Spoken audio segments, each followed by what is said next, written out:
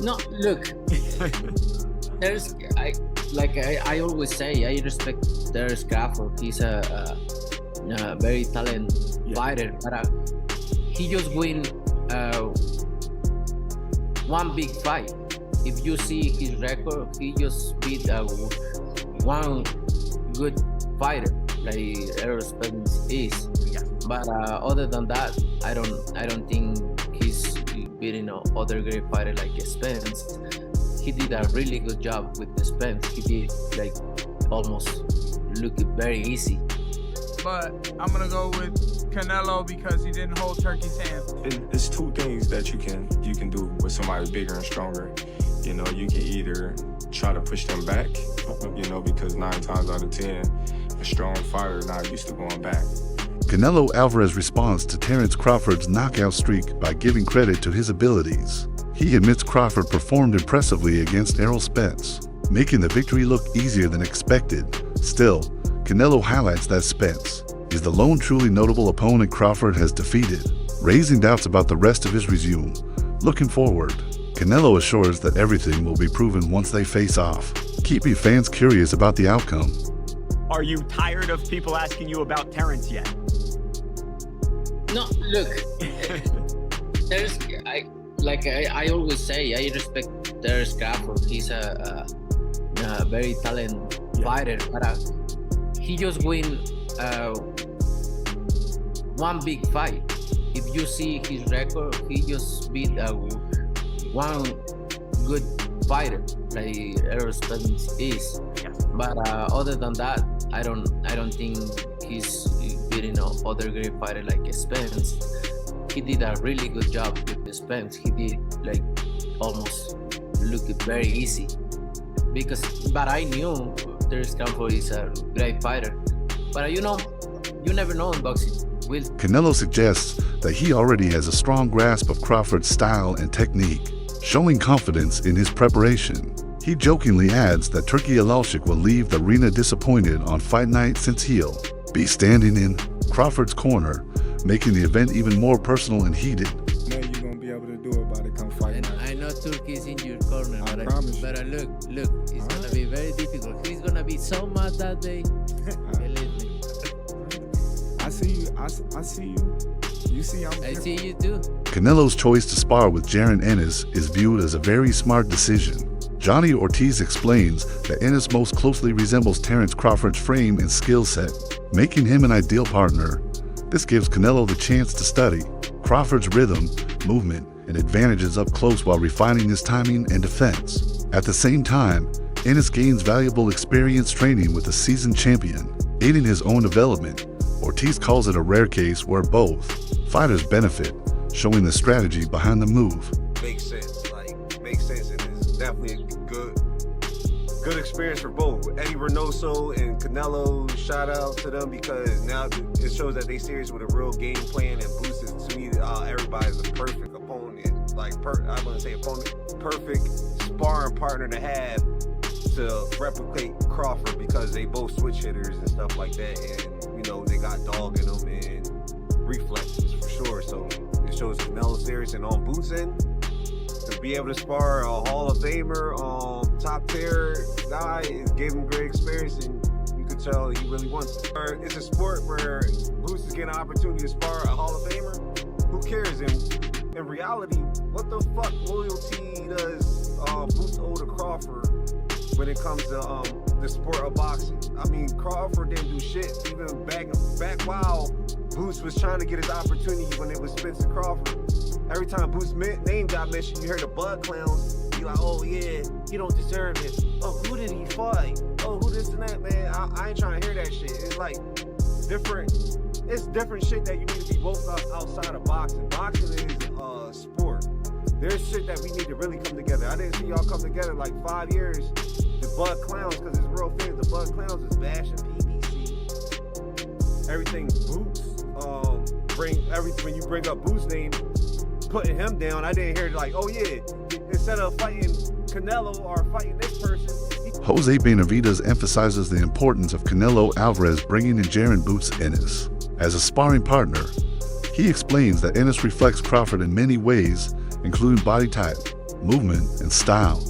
Training with someone so similar helps Canelo mentally prepare for what's ahead on fight night. Benavidez also insists Crawford's smaller stature compared to Canelo will matter when they finally meet. To him, working with a strong and stylistically close sparring partner gives Canelo added belief, making him feel he holds an advantage before the fight even begins. To give Canelo maybe a little bit more confidence that he is sparring somebody really good. Ennis is a really good fighter, and I think that would be a good motivation, you know, for Canelo Alvarez. I just think that Crawford is too small for Canelo. I think Canelo's too big for Crawford, but in my opinion, I think if Crawford can maybe just tap, hook, get out, maybe once in a while throw a straight punch and just win by points and use his legs, I think I see him winning by decision. But if he tries to exchange with Canelo Alvarez, I think he's gonna make a mistake and he's gonna get hit with one shot and maybe he can get hurt and that would change the whole fight, you know. But I think he's faster. Crawford is faster and a straight punch, get out, you know. Don't stay there to throw or try to trade with Canelo Alvarez. Okay, fair to say. Fair to say. Now, do you feel like when it comes down to the demeanor of making that decision of bringing it in, does it show that he's taking this camp perhaps a little bit more serious than others? I mean, what do you think about just the move per se? You know, it's very difficult to say. He's never brought anybody really good to his camp until this time. Maybe he's lacking enough confidence, or maybe he just wants to use them to trick the people, or, I mean, it's very awkward and very funny that he brought Ennis to his camp, you know. So, but at the end of the day, they know what they're doing, you know, and we gotta respect that. And the global boxing market has entered a new era where streaming platforms now dominate live events. The Netflix clash between Jake Paul and Mike Tyson pulled in an incredible 65 million viewers, setting a record for fight audiences. That bout showed the hunger for combat sports goes far beyond past assumptions. Now, the upcoming showdown between Canelo Alvarez and Terence Crawford has the potential to surpass even that milestone. This is bigger than just a sporting contest. It is about creating history on a worldwide scale. Fans around the globe are waiting to see if this matchup can deliver more excitement than Jake versus Mike. Like Jake Paul, Mike Tyson, which was obviously on Netflix as well, the biggest concurrent view was, I think, 65 million. So at one stage of a time, 65 million people were watching that fight, which is crazy, hence why it broke Netflix servers. I do wonder what this does. I think it does around 10 to 15, which is still an incredible number. The problem with these two, and I was saying this morning actually to Gareth A. Davis, like, there's no antagonizer here, is there? No one is willing to play the role of the bad guy, the heel, the bully. And you almost need that a little bit. Jake Paul was actually quite smart in the way in which he promoted the Tyson, but obviously look, it's Mike Tyson. But it was promoted so well where Jake was willing to be the guy that, I'm gonna fuck up the greatest fighter of all time. You know, he was willing to kind of say all those things and play that role. So people almost tuned in to see him get chinned as well. Neither of these guys are playing that role. Neither of these guys, I don't think, have crossed over massively to non-boxing fans. I mean, to us, they're like gods, but to non-boxing fans, I do wonder how much people know them. Terence Crawford has never been a fighter who shies away from challenges, and his build-up for Canelo shows the detail he puts into planning. Crawford admits the difficulties of facing naturally bigger men, but insists there are clear solutions. One method is forcing them backward, which many larger fighters dislike since their size and power usually allow them to control the pace when moving forward. And there's two things that you can do with somebody bigger and stronger. You know, you can either try to push them back, you know, because 9 times out of 10, a strong fighter not used to going back, you know, so it kind of fucks them up in the head, you know. Yeah. Or you can just box them because some of them are just slower than others because they got flat feet, and they just looking to load up on certain shots. Now, Crawford's definitely right here. There's two ways to beat a pressure fighter like Canelo. Either you put the pressure back on him, which is where guys like Triple G and Bivol had success, or you use your superior skills and footwork on the outside, which is how Floyd Mayweather won. Now, Crawford, he can't use the pressure approach because he's not as physically dominant as guys like Golovkin or Bivol. You know, Bud is a welterweight or junior middleweight jumping up. He doesn't have the size to push Canelo back. Now, the outside boxing approach, that is definitely Crawford's best chance against Canelo. Pushing them back disrupts their flow. Another approach is exhausting their stamina and taking advantage of flat-footedness, a flaw often found in heavier fighters. Crawford's grasp of these tactics highlights his sharp boxing IQ. He understands that winning requires more than toughness. It calls for turning disadvantage into strengths. His camp has been focused on these ideas, fine-tuning his conditioning and strategy for the toughest test of his career. Canelo does struggle to cut off the ring at times. We saw that in the Skull fight. And he does load up on single shots now. But at the same time, Crawford is not the same pure boxer that Floyd Mayweather was. You know, Mayweather rarely got hit in that shell. And his form of countering, you know, a pull counter, for example, was, I'm not going to get touched and then I'll make you pay. Whereas Crawford's style of counterpunching is different. Bud will take one to throw 2 or 3 back, and he can't do that against Canelo because of the size and power difference. If Bud takes a clean right hand to throw back an uppercut or a hook, he's either going to get dropped or he's going to end up on his bike like Jermell Charlo. So while I do agree Crawford does have the superior skill set in this fight, but because he doesn't have the size to push Canelo back, or the defense of someone like Mayweather stay perfect for 12 rounds on the outside, I do think Canelo's size and power will make the difference in this fight, and that's why I like Canelo. Even though the rivalry dominates headlines, Terence Crawford has expressed admiration for Canelo Alvarez's place in the sport. He openly acknowledges Canelo as one of the final links to a golden age. Canelo competed with and against legends, something Crawford values as rare. For him, fighting Canelo is not only about titles or legacy, it's about challenging himself against a man who has carried the legacy of greatness. By framing the fight in this light, Crawford adds meaning to the narrative. Listen, I call Canelo out because, like I said, he the last great fighter amongst the era that surpassed us. You know, the Floyd, the Pacquiao, the De La Hoya. We both came up in that era, and he was right there with those fighters, and he got the chance to fight the Miguel Cottos, the Floyd Mayweathers, and you know, the Kovalevs and Triple G's, and I wasn't able to get those mega fights, you know, so this is my mega fight, this is my moment, and that's the reason why I wanted to fight an all-time great like Canelo. Sean Porter provides another view, arguing that Canelo will not show Crawford anything unfamiliar. From his perspective, Crawford has already faced many different styles, including speedsters, heavy hitters, counterpunchers, and larger men. This adaptability is what makes him special. Porter believes Crawford's skill set is broad enough to handle any style Canelo presents, even if the Mexican champion has more size and power. For fans, this opinion adds balance to the overall discussion. Get in the ring with Canelo Alvarez. Terence is not going to see anything that he hasn't seen before. No, he hasn't seen this beast on fight night, but he's seen versions of this beast for a very, very, very long time. People have said that he's a blown-up 147-pound fighter. If you remember, he said it was hard for him to make 147 when he fought Errol Spence Jr. I was like, yo, how is that possible? I didn't realize like he was really doing everything that's needed to gain the weight properly. Most fighters don't know how to gain weight and fit into a weight class properly.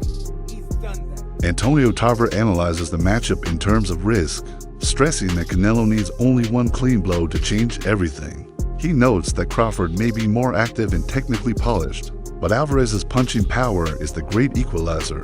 Tarver has seen enough boxing to know that one mistake against a puncher like Canelo could end the fight instantly. His warning reminds everyone that no matter how skilled Crawford is, he must stay perfect in execution every second of every round. And Canelo only need one punch. You know what I mean? That really, basically, that's what it boils down to. I think Canelo only need one shot to change the game or change the fight. Crawford gonna have to stay consistent and win out. He's gonna have to get ahead and stay ahead. You know what I mean? And then also looming is the controversy. Can Crawford win a close decision? I could never win a close decision. I never won a close decision. That's what's looming. I think if Crawford is going to guarantee victory, he got to stop him. A man who ain't been stopped. He He got to stop him, bro. Yes, So challenge. that's going to be the challenge. So I like Bud. I've always loved Bud, bro. But he in for a hell of a fight. If Saul show up, it's going to be problem. You heard me? Andre Rozier underlines the importance of Canelo choosing Jaron Ennis for sparring, noting it proves his dedication to proper preparation. To him, bringing in a fighter of that caliber shows respect for Crawford's talent. Canelo is not dismissing the challenge. He is shaping his camp with sparring partners who can replicate Crawford's abilities. Rozier believes this mindset reflects why Canelo has stayed a champion for so long. His ability to adapt, prepare, and test himself in training sets him apart. Fans see this as proof the fight will feature the best version of both men. To get ready for Crawford. I would think it would be because he ambidextrous as is Crawford, so it can do nothing but help him. And he has Yolanda Hernandez also helping, another fighter who is ambidextrous, so it helps. And you just want to see him do what he has to do, because this is a great fight. Who were you initially taking? Is it Crawford or who were you initially? No, I think I'm always under the direction of the bigger, better man. And Canelo's the bigger guy in this fight. And Crawford is my guy. It's just 2 weight classes and everything else. It's going to be tough. But if anybody can bring some energy to this, it'll be Crawford. Does Canelo bringing Boots into camp, does that lower Crawford's chances to you?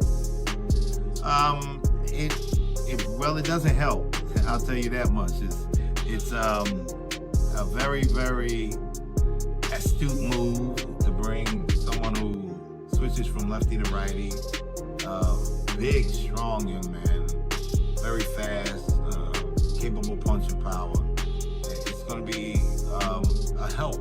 It'll be a help. Mike Perry praises Terence Crawford's ability, but ultimately favors Canelo, pointing to the unmatched strength of Mexican boxing power. His statement reflects the cultural identity and pride Canelo embodies, carrying the expectations of his country into every fight. Perry also adds a lighter note to the build-up, referencing Crawford's interaction with Turki Alali, though humorous. It adds flavor to the narrative, showing how every detail in the lead-up becomes part of the larger storyline. I'm going with the Mexican power. I think, I know Terence is tough, you know. He's an incredible fighter, but I'm gonna go with Canelo because he didn't hold Turki's hand. Some experts disagree that sparring with Jaron Ennis perfectly prepares Canelo for Crawford. They argue that Crawford's uniqueness cannot be duplicated. They point out that Crawford has surrounded himself with some of the sharpest minds and talents in boxing, offering him elite insights. These analysts even suggest Crawford's camp may be stronger since it focuses on adaptability instead of imitation. The claim is that while Canelo sharpens himself against a fighter similar to Crawford, the American star builds strategies from multiple sources. This contrast in preparation highlights the depth of the matchup. It's not just a fight in the ring, but also a battle of strategies and environments shaping both men's readiness. Jaron Boots Ennis don't talk about nobody. He stayed on himself. He stay in Philly. Yeah, we as supporters and them people as fans, I'm nobody's fan, feel that he may have ducked Virgil Ortiz or Virgil Ortiz ducked him. But hey, man, Jaron Boots Ennis don't even give off that type of energy to be out there and to be out there wilding. The man trying to fight Canelo. What's wrong with him getting work with Canelo, bro? That's priceless work. That is sparring. Terence Bud Crawford, the man got Andre Ward. Terence Bud Crawford, the man got Shakur Stevenson. Terence Bud Crawford, the man got Lester Martinez. The man got mad people up there in camp, bro. Mad people in camp. Let that man Canelo get his sparring partners. Y'all gotta be up over there scared. Y'all gotta be up over there musty. The culture by wearing a Gucci belt. He sold out the culture by wearing a Louis Vuitton belt. We got to stop, bro. We got to stop. Niggas pick and choose when they want to be Malcolm X. Niggas pick and choose when they want to be Huey P. Newton. Niggas be straight up there, up in the white club, looking for the girl with no rhythm. Yeah, her right there. She don't dance good enough. I think I get stopped, bro.